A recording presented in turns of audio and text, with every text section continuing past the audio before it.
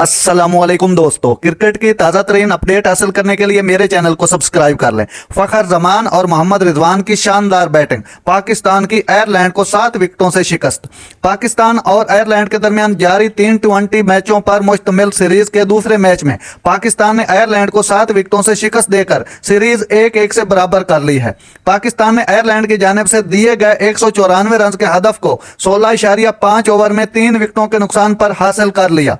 पाकिस्तान की जानिब से फ़खर जमान ने 78, मोहम्मद रिजवान ने 75 और आजम खान ने 30 रन बनाए। आयरलैंड की तरफ से मार्क अडायर, ग्राहम पूमे और बेन वाइट ने 1-1 विकेट हासिल की। हदफ के ताक़ुब में पाकिस्तान का आगाज मायूस कौन रहा। ओपनर साइम अयूब सिर्फ 6 रन के स्कोर पर पवेलियन लौट गए। कप्तान बाबर आजम बगैर कोई रन बनाए पवेलियन लौट गए। पाकिस्तान को पहला नुकसान 6 के मजमूई स्कोर पर हुआ। पाकिस्तान की दूसरी विकेट 13 के मजमूई स्कोर पर गिरी। इब्तदाई 2 विकेट गिरने के बाद आयरिश टीम पूरी तरह ग्रीन शर्ट पर हावी नजर आई, लेकिन फ़खर जमान और मोहम्मद रिजवान के दरमियान तीसरी विकेट के लिए 78 गेंदों पर 140 रन की नाकाबिल शिकस्त शिराकत कायम हुई।